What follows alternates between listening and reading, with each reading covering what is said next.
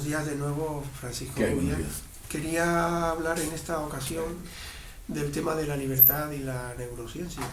Se está produciendo un conocimiento significativo que afecta al concepto del libre albedrío de las personas y quería que explicaras un poco lo que se sabe de todo esto.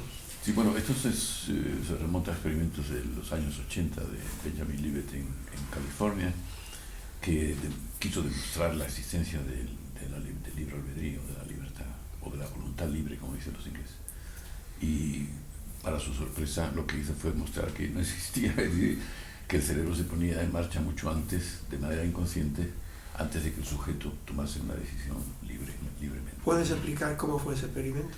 Bueno, le dijeron al sujeto que moviese un dedo cuando él quisiese, un sujeto normal, ¿no? Y sano.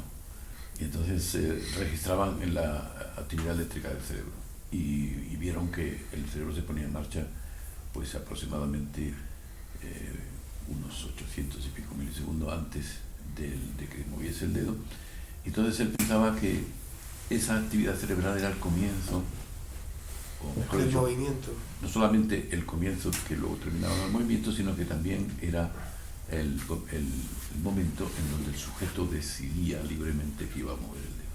Pero para su sorpresa, esa decisión subjetiva tenía lugar solamente 200 milisegundos antes del movimiento. Luego a 100 milisegundos se activaba la corteza motora, a los 50 se activaba el electromiograma, la actividad muscular, y luego finalmente en el punto cero se producía el movimiento. Entonces él se quedó muy desilusionado con este tema, pero sin embargo recurrió a decir que en los 200 milisegundos que todavía faltaban entre la decisión voluntaria y el movimiento, el cerebro tenía la posibilidad de vetar el movimiento. Entonces, ¿Y eso es cierto? no, es que él pensaba que el veto no necesitaba tanto tiempo para llegar a... Pero luego se ha mostrado que eso era falso, que el veto también necesita pues, los 800 y pico milisegundos. Pero ese fue el comienzo. Luego después esto se repitió en el Reino Unido por Patrick Haggart y Manfred Eimer, y luego se ha repetido otra vez en Berlín, y ahora se ha repetido otra vez en la Universidad de Davis en California, y siempre ocurre lo mismo. Es más, con técnicas modernas de neuroimagen, como la resonancia magnética funcional, se puede incluso, al registrar la actividad cerebral, anticipar lo que el sujeto va a hacer. Es el experimentador sabe ya varios minutos, ¿no? Incluso se ha llegado hasta 10 minutos antes. 10 minutos es una 10 barbaridad. minutos que... Son 10.000 milisegundos, es una eternidad en neurociencia. Claro, que se puede saber la decisión que va a tomar el sujeto. Claro, el experimentador sabe lo que va a hacer el sujeto de acuerdo con la actividad. ¿Y eso cómo se explica científicamente? Pues porque se ha puesto en marcha de manera inconsciente, el sujeto no tiene idea, ¿no?, de lo que va a hacer. De lo que va a hacer, pero el experimentador sí lo sabe por la actividad eléctrica del cerebro.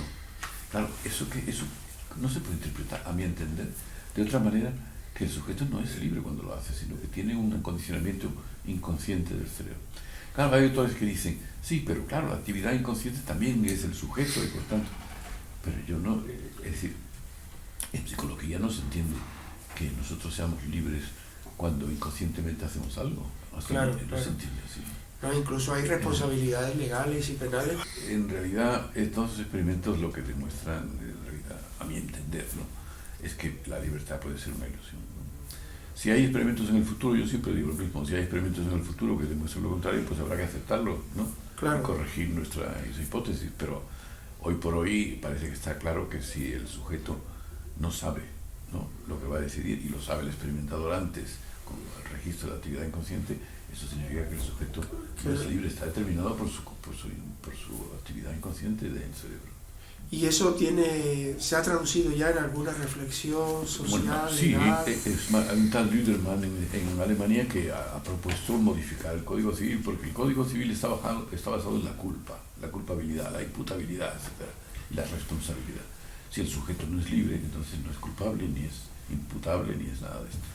Claro, esto no cambia en absoluto lo que tenemos que hacer es con una persona que infringe las leyes de la sociedad, lo apartamos para que no lo haga, lo hacen los animales, los chimpancés también lo hacen. Sí, sí. Es decir, eso hay que hacerlo, eso no cambia absolutamente nada, lo único que cambia es la imagen que tenemos del reo, por así decirlo. Claro, porque lo que pasa con este descubrimiento de la capacidad del inconsciente, si lo llamamos así, que controla la actividad consciente, pues puede ser algo parecido a lo que pasa en la física cuántica, en el mundo cuántico y el mundo el mundo macrofísico, que es como si no tuviéramos, que no es extrapolable, no se puede decir que porque el sujeto no sea consciente de que va a cometer un delito, es decir, el investigador lo sabe que va a cometer un delito por las señales que tiene, que eso a nivel macrofísico, comparando con la física cuántica, pues tampoco elude la responsabilidad del sujeto. Podría decirse así. Bueno, es un recurso. Es un recurso. Nosotros los periodistas estamos buscando siempre maneras de explicar las cosas. Pero hay otra consecuencia más grave todavía, que es que si no hay culpa no hay pecado. Entonces, eso significa que la base de las 3 religiones abrahámicas, que son el judaísmo, el cristianismo y el islam, pues caen por su propio peso, porque es que los pilares de estas religiones es precisamente la culpabilidad, la culpa. Es más, en la cristiana tenemos incluso un pecado original, es decir, sin que hagamos hecho nada, nacemos ya con la culpa heredada de nuestros ancestros. Es decir, y claro, esto trastornaría naturalmente la imagen que tenemos de nosotros mismos. Yo suelo citar a Einstein. Albert Einstein decía que por qué el cerebro, siendo materia, iba a ser una excepción al resto del universo que se rige por las leyes deterministas. Es muy fuerte esta frase. Ya lo decía. O sea que es una manera de deducir que estamos predeterminados. Pues eso parece. Y ya digo, a no ser que demostremos lo a ser contrario. buenas personas, personas que delinquen o que no delinquen. Sí, claro. O que actúan bien o mal, dependiendo de los baremos que se mire. Hay casos extremos, por ejemplo, estos violadores que acaban de soltar, que luego dicen, por favor, me vuelvan a meterme en la cárcel porque voy a volver. Claro, lo saben perfectamente. Claro. Lo sabía San Agustín, que decía, hago el mal que no quiero y no el bien que quiero. Este es San Agustín. Es decir, es muy antiguo este. Y otra cosa importante es que si se puede saber los comportamientos que van a tener las personas en laboratorio. Eso es muy difícil todavía. En laboratorio. Eso es dificilísimo, porque ahora lo único que podemos registrar es tomar una decisión muy simple. Muy simple. Cuando vamos a hacer una decisión compleja. Hombre, pues, todavía no estamos en condición. Todavía no, porque se está desarrollando una serie de sistemas metodológicos. Hay una cátedra dedicada a eso en la Universidad de Castellón que pretende anticipar el conocimiento del delito, o sea, dónde se puede cometer el delito para prevenir su realización, que es un poco lo que decía la película esta de Tom Cruise, sí. el Precop. Pero bueno, digamos que la neurociencia todavía no está en condiciones de llegar a ciencia ficción. De ahí ser. ¿Qué otras implicaciones tiene para la sociedad estos descubrimientos? Pues lo que he dicho, simplemente desde el punto de vista religioso y moral, y luego desde el punto de vista legal del derecho penal, ¿no? Que ya digo, hay gente que propone cambiar el derecho penal, porque todo el Código Penal está basado en la culpa. Totalmente. Entonces digamos que a la persona confesa de haber cometido un delito o haber hecho daño a otra persona, habría que relativizar su grado de culpabilidad a la luz de estos descubrimientos, entendiendo que relativizándolo es que las penas, aunque sea de cárcel, porque no puede estar, que las condiciones carcelarias no deberían ser lo duras que son, porque no se trata de castigarlos, se trata de impedir que lo vuelvan a hacer, y se trata de que puedan vivir sin hacer daño a otras personas. Y a ese respecto yo quisiera decir que eso de la rehabilitación, yo no creo en ella en absoluto. No es posible.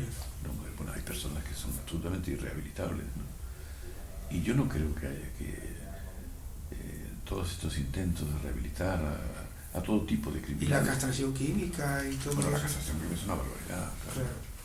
Se hizo también en el pasado con los homosexuales, no tiene absolutamente ningún efecto, porque el deseo no se lo quita a nadie. Claro. No depende de los órganos sexuales, depende del cerebro.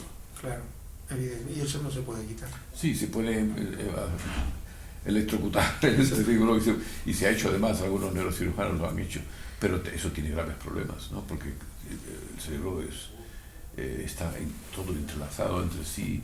Y yo recuerdo, por ejemplo, en Hamburgo, un neurocirujano que había hecho esto con un homosexual y resultó que le produjo una diabetes, ¿no? Claro, porque está todo muy cerca. Muy cerca. Eso es muy peligroso. Pues muchísimas gracias, Paco. Que no hay Hasta la próxima.